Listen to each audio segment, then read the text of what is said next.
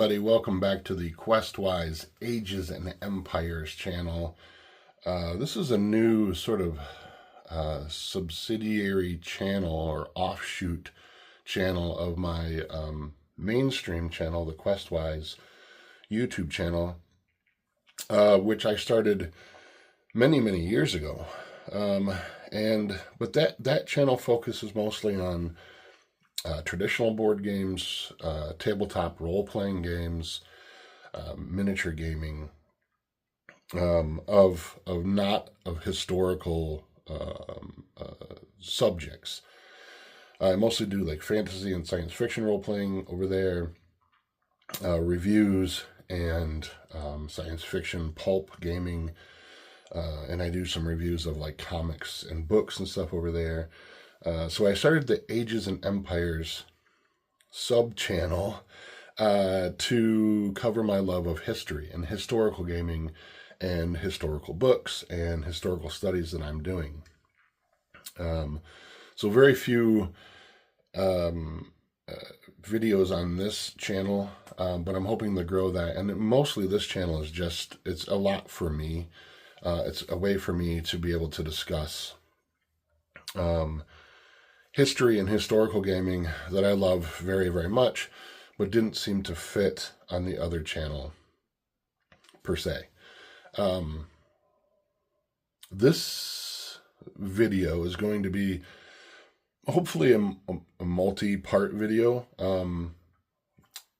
I just purchased the game 1776 from Noble Knight Games. This is a copy, used copy of the very first edition. The box was in a little bit of rough shape. I don't know if I can pan up here just a little bit so you can see. The box was a little bit in rough shape, but the interior quality of the stuff was perfect. It didn't look like the counters had been punched, but it didn't look like anything had been touched. The rule book is in pristine shape. It didn't look like it had ever been even opened. The tactic cards were in amazing shape, still in the bag. The map didn't look like it had ever been placed on a table at all. So I was very pleased. When you go to Noble Knight Games, and I highly, this video is not sponsored by them in any way, but I highly recommend, if you're looking for games that are out of print or a little bit harder to find, to check them out, because I've had some amazing success with them. And basically what's happening is I've hit my sort of midlife crisis. I just turned 50 this year, and I've always loved history and always loved historical gaming, but I hadn't played a true hex and counter war game for a very long time. So I began to do some research. Now, I owned Fortress Europa, which is an Avalon Hill game, same company that produced 1776. I owned that for quite a while, and I put it on the table like one time, and was really kind of overwhelmed. It had been a very long time since I'd played any hex and counter war games, and a majority of them were things like Ogre and GEV, Battletech, I guess, if you can count the older editions of Battletech as being a hex and counter war game. The Federation versus the Empire, the Star Trek, Starfleet Commander, that's the words I'm looking for. It had been a very long time since I played anything. So, excuse me, drink a... I've been battling a little bit of sickness, so my voice is kind of rough. I've got some cappuccino here to hopefully ease my throat a little bit. But I'd owned Fortress Europa for quite a while, and I always really wanted to play it, but I never really had a chance to dive into it. For some reason, when I turned 50, I was looking for an excuse to have a midlife crisis, but I didn't want a motorcycle, I didn't want a boat, and I didn't want a train set. So I decided to invest that midlife crisis in hex and counter wargaming and getting back to those kinds of older school type gaming. So since I owned Fortress Europa, I went to Noble Knight Games and I started to look into things by Avalon Hill.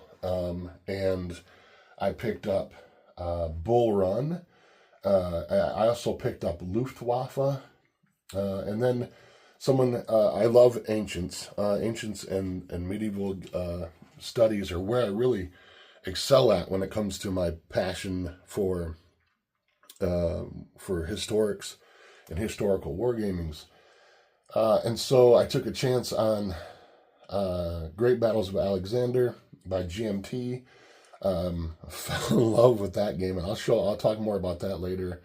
Then I picked up Caesar Conquest of Gaul, and then Caesar the Civil Wars, all by GMT. Then I fell in love with a deepening of my appreciation for Roman history, and didn't realize this, and I had actually stumbled upon it while over on the Noble Knight game site. That West End Games, which is a company I had been very familiar with over the years, especially with things like Star Wars role-playing and their fantastic Star Warriors board game, which, again, I guess kind of a Hex and Counter war game, that they did a historical game called Imperium Romanum, 2nd edition, which is a huge, huge map. And it covers basically the breadth of the entire Roman history, starting from about the time of Caesar's conquest in the Gaul, all the way up to the fall of the empire in around like 500 AD. So I have a copy of that, and I'll talk about that as well. But this being the 250th anniversary of the Declaration of Independence and the American Revolutionary War, I wanted to get this out, and I wanted to start exploring 1776, and I wanted to try to explore it in the sense that when it first came out, in the first edition of the game. Now I am playing this solo. I'm doing this again for my own sort of fun and my own sort of enrichment of history. So I am using some house rules.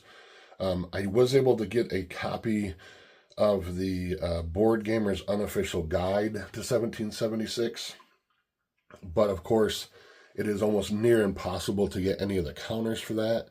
I did find a seller on eBay who had the counters, who were unpunched, and was willing to sell them, but he lives in England, and I live in the U.S., and it was a little bit beyond my financial responsibility to get those just for the counters.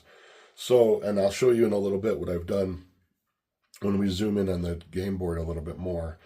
But I've converted what used to be my painting studio for painting miniatures and such for other games into my war game room now. And that's what you kind of see here.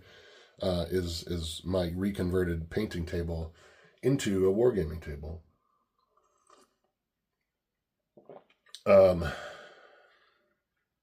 So I'm incorporating a few house rules. I'm playing the full campaign. I started in January of 1776, and I played through the first 3 months, the winter phase of the war, and I did my first interphase, which is allowing me to, if you can kind of see down here towards the bottom of the map, to sort of reconfigure. Not a lot happened in the first 3 months of the war. It was winter, and the rule book is very clear on the fact that there are strict requirements on movement and combat during the winter months. So not a lot happened. Not a lot of movement happened. There were a few small battles that took place, but really it was more of sort of like doing some reading and some research and some watching some historical videos online, to kind of see historically what was important during those first early few months, and then as a board game version, as my sort of interpretation, what was important to me, playing sort of running the Continental Army, playing against the British, and I'll show you how I'm kind of doing that solo, where the British, I'm playing both sides, but when it comes to combat and it comes to making decisions that way, I'm sort of randomizing what the British forces and the Tory militia units do in response to those battles. But it was the first 3 months were really a lot of sort of just, especially in the southern states, just maneuvering a little bit. There's not a lot going on down here in the southern part of the country, because there's not a lot of units. But it was sort of a chance for me to kind of maneuver around. There was an actual, I completed a battle down here in North Carolina, just to see what the combat system was like. What I found, because I've never played this game before, this is still brand new to me. What I found is that this rulebook is very simplistic. The rules themselves are very intuitive, very easy to grasp. There's not a lot of crunch to the rules, but there's a lot of chrome. And by that, what I mean is there's not a lot of difficulty to understanding how systems work, how maneuvering works, how combat systems work. But there's so many, especially in the campaign version, there are so many choices, so many layers of extra stuff that can be added. Things like naval movement, and you can kind of see, again, I'll zoom in a few minutes, but I have the Continental Army fleet of warships here. So there's a lot of stuff that gets added on top, but doesn't really add a lot of extra complexity or difficulty to the game. And I really appreciate that. I love what I found recently. While I love things like Great Battles of Alexander and Caesar, and doing big, massive sort of games of battles, just single battles, what I've really discovered quickly is I love the sort of grand tactical operational kind of games where you're zoomed way out from the sort of minutia of action that you get from GMT games in those like games like Caesar and Alexander. And I think that's really cool, where you get a lot of choices and a lot of definition on the actual units themselves and how the leaders interact with those units. In the minutia of things like maneuvering and changing formations and such. But what I really, really enjoy, and it's just simply a personal thing on my part, is I like the big, grand, operational, strategic type games where I'm not just focusing on one battle, I'm focusing on an entire war going on at that time. Which is what makes me really want to love Imperium Romanum, and I'm going to dive into that quite a bit as well too, where you're playing through a series of eras throughout the entire breadth of Roman history. Fortress Europa, the same way. It is the sort of last big push of World War II that begins at D-Day and ends hopefully with the Allies defeating Germany and taking basically giving back control of Europe to the people. One of the other games I'm looking into currently is Rise and Decline of, oh gosh, what's it called? Rise and Decline of Germany? No. It's a big grand tactical thing. Basically covers the entirety of World War II. I want to say it's Avalon Hill. I'm pretty sure it is. But I'm looking into that as well as a big thing. I want to do sort of a compare and contrast between Fortress Europa and that. I'm also looking at War and Peace, which is an Avalon Hill game, which covers the entirety of the Napoleonic Wars. But 1776 is my sort of what I'm pushing at right now. I'm going to play through the full campaign. Like I said, it's in sort of commemoration of the 250th anniversary of the American Revolutionary Wars. So let me get a pause here. I'm going to get a couple more drinks to restore my voice. We're going to zoom in a little closer to the table, and I'm going to show you what has happened over the first 3 months of 1776. All right, here we are back, a little zoomed in closer to the table so you can see. I decided to sort of zoom in on the section of the map that incorporates New England, because that's where most of the action is taking place. There's a little bit of stuff going on down in the southern colonies, but not a lot. The Continental Army have established a fort at Charleston, South Carolina, and they have the majority of the strength down there currently. During the month of March, the British were reinforced via sea, and they decided to bring in a bunch of forces at Portsmouth in Virginia and establish a hold there. So they're kind of controlling the sort of south central part of the colonies. But most of the action is taking place here in New England, not even so much in the middle states. The Tory militia have a little bit of a grip there. We do have a Continental Army fort located up here, and that is at Ticonderoga. But a majority of the action is happening right here. Now you can see up here in Canada, there's a fort. The British have a fort there, and the Colonial have an army that's sort of besieging that area, although there's not any rules that I could find for actually doing a siege on a city. But it is sort of stopping the British from leaving that area, unless they want to use the St. Lawrence River to leave. And then there's a whole part of the game where you can do off-board movement by using the St. Lawrence River and basically making your way back around the map this way. Some of the house rules I made. So the Board Gamer's Unofficial Guide to 1776 has a wealth of information if you want to play this game, if you want to really enjoy this game.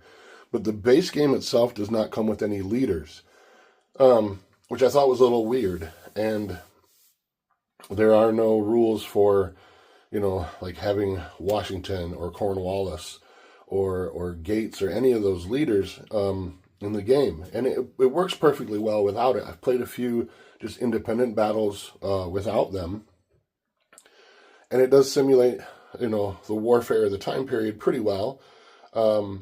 But I think a lot of the appeal for me for this time period and this type of game are having generals like Washington and Gates and Benedict Arnold, and I want to have those things. So this guide that the Board Gamers put out, again, like I said, it's really hard to get the counters for it, which they did have some produced, but the guide itself is really well done, and it gives you some cool aspects and some cool restrictions for using leaders, and I'm using only a part of them.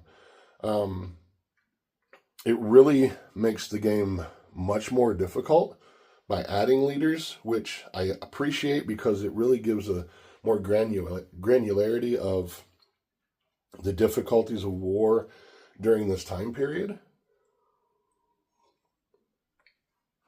And things like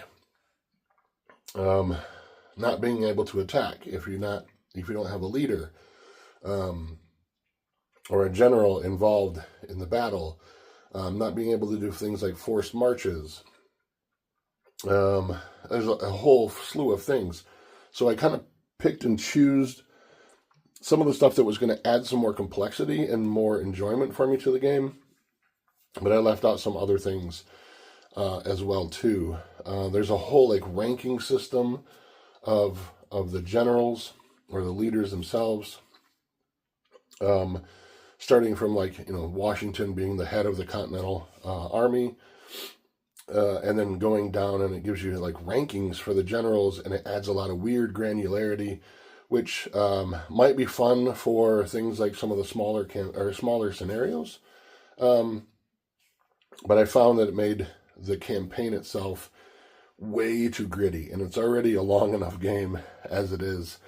So I picked some of those up. What I did for the counters was I made my own. So the game comes with a ton of extra sort of just blank counters, which happens a lot in a lot of hex and counter war games, especially the older versions, is they print these sheets of counters, and sometimes there are spaces left over that just don't have anything printed on them, but the counters themselves have been cut, so you end up with a lot of blank counters. So what I've done is I used some of those blank counters, and I used a very fine-tipped marker, and I just created my own.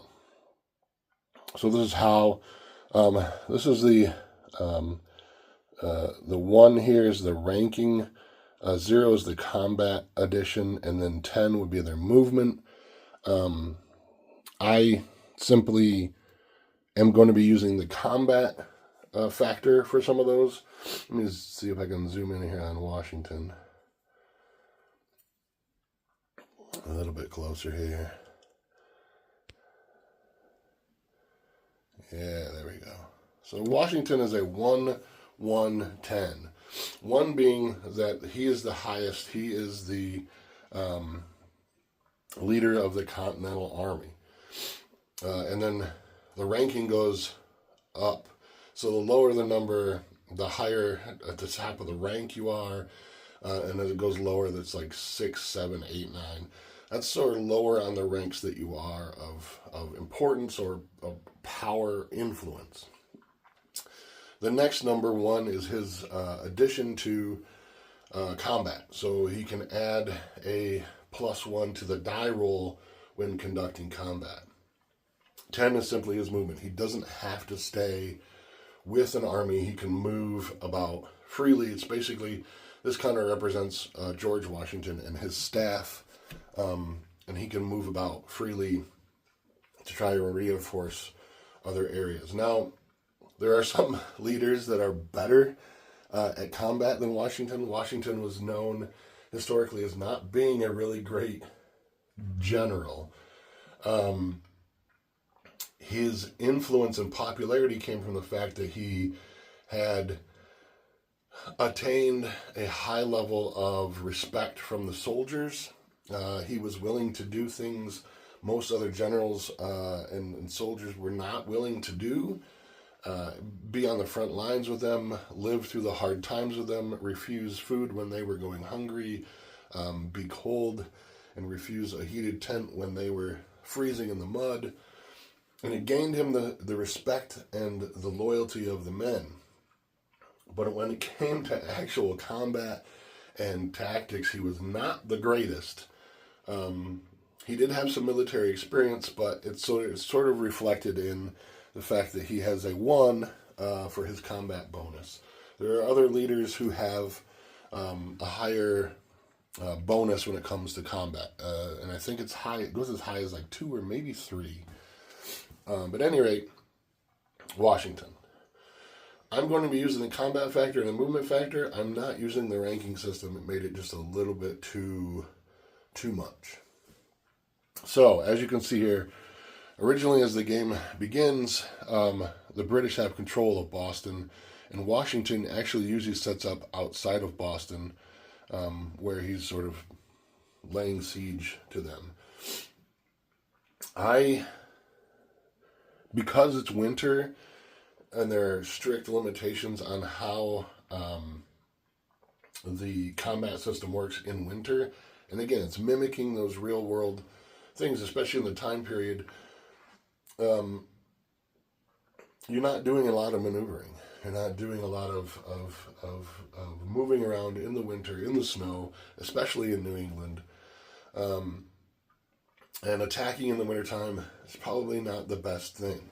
Now, because there's no rules that I could really see, and there might be rules in the board gamers thing, I didn't look into it that far about actually playing out a siege. I just decided that what I was going to do is I was going to move Washington further away from Boston and move him back over here to sort of reinforce some of the other troops. And then in response to that, the British brought their fleet down and around. Let's see if I can zoom back out here a little bit. So Washington moved over here to Newport, and in response to that, the British brought their fleet around the Cape here and dropped off some troops there, which Washington promptly decided to walk out and whoop their asses. Mainly by number of troops, superiority. I think it came out as like a 15-to-1 ratio. But there are rules, again, in the game for automatic elimination. In the wintertime, that doesn't happen, so I had to play it out. So I am using the tactics cards that come with the game. Normally, both sides, both players would get a set of these. There's 8 cards here. And you would secretly choose what your tactic would be for a particular battle. So you've got things like frontal assault or reconnaissance and force, stand and defend, refuse the left, or there's a withdrawal card. Because I'm sort of playing this from the focus of the Continental Army, what I'm doing is, because there's 8 cards to choose from, I'm choosing the card for the Continental Army during a battle. But on the combat results table, there is a tactical results matrix, which basically what you would do is once you and your opponent had chosen a card from this tactical deck, you would cross-reference to see what sort of bonus, if any, there would be to the actual tactical results table. So I'm choosing a card for the Continental Army and then rolling a D8 or an 8-sided die to determine what the British would choose. It comes out a little random, comes out a little weird, but in reality, it's actually been pretty cool. I've only done a few battles so far because it was the winter months of the battle.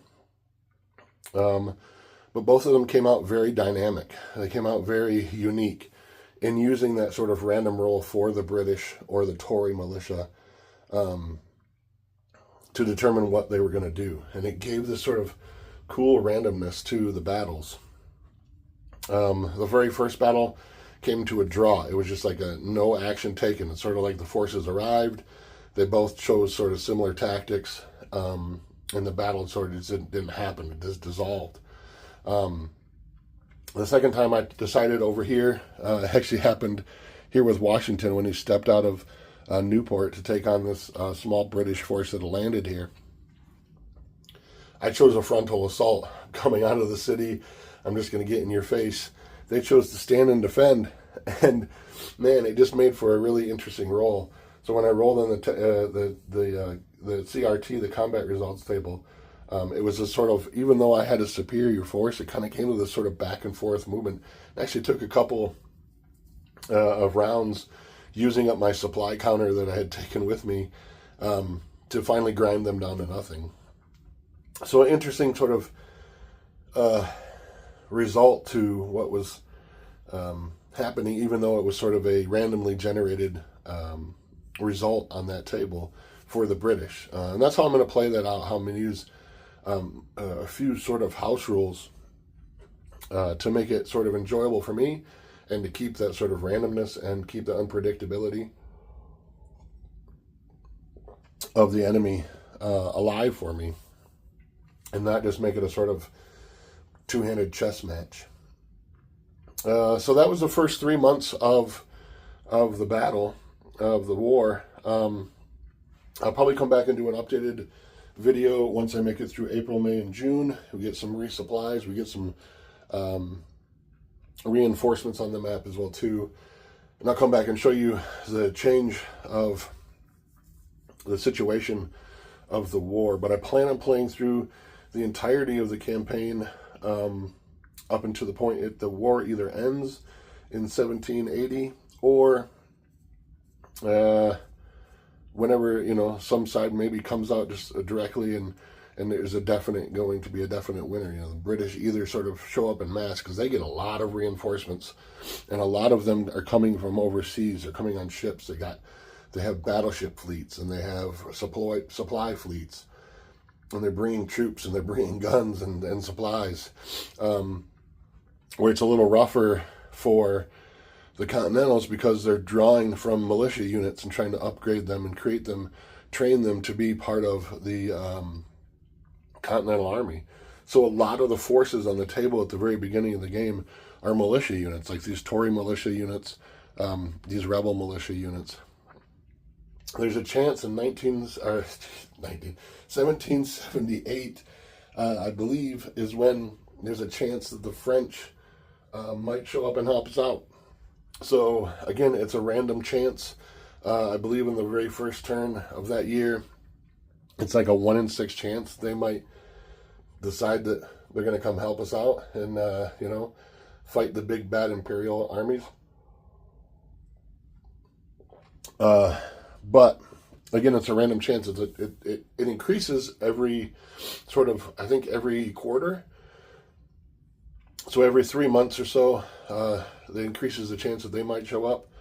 But there's always still a small chance that they will never show up to help us out. So it'll be interesting to see how that plays out in my playthrough of the war, the entire campaign itself. But I'm excited to hopefully hold out long enough and sort of hunker down long enough and sort of build some forts and some entrenchment lines to sort of hold off the British with hopes that the French will arrive and help us reinforce us as the Continental Army. But thank you again for putting up with my scratchy ass voice. Been sick for a few days now, and but I wanted to get this video because I sat down this morning and took the time to set this all up and read through the rules, which again, like I said, if you've not played this game before, the rules are very elegant, very, very simple. I'm enjoying them very much. It's giving me the ability to not have to worry so much about getting every rule right, because there's not a lot of them to sort of remember all the time.